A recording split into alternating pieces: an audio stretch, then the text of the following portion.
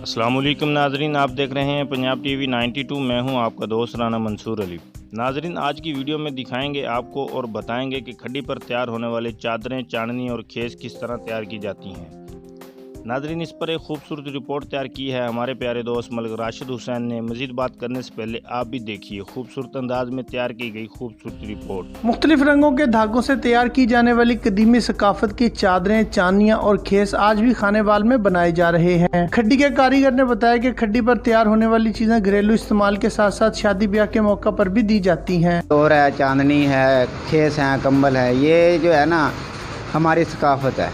ठीक है, ये घरों में तो आम इस्तेमाल होती है, लेकिन बहू बेटियों को बतौर जहेज भी दी जाती है। महंगाई के इस दौर में खड्डी के कारीगर जहां शदीद मुश्किलात से दो चार हैं, वहीं उनका कहना है कि हम अपनी सकाफत को जिंदा रखने के लिए इस कारोबार से वाबस्ता हैं। सकाफत जिंदा रखने वास्ते असीं ये काम कर रहे हैं।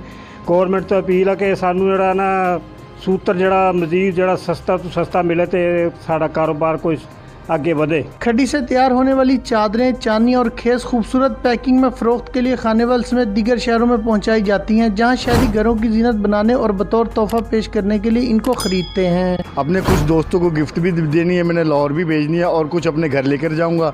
ये बहुत ही अच्छी एक हमारी पुरानी सकाफत है, पाकिस्तान की पुरानी सकाफत है, इसलिए मैं ये चांदनी दरियाँ खरीदने आया हूँ। खड्डी से बनी हुई चादरें, चांदनियाँ और खेस इस खूबसूरत डिजाइन से बनाई जाती हैं कि शहरी देखते ही रह जाते हैं और इन्हें खरीदने पर मजबूर हो जाते हैं। आमतौर पर घरों में भी इस्तेमाल करते हैं और शादी ब्याह के मौका पर अपनी बहू बेटियों को बतौर तोहफा भी देते हैं। कैमरामैन टीम के साथ राशिद।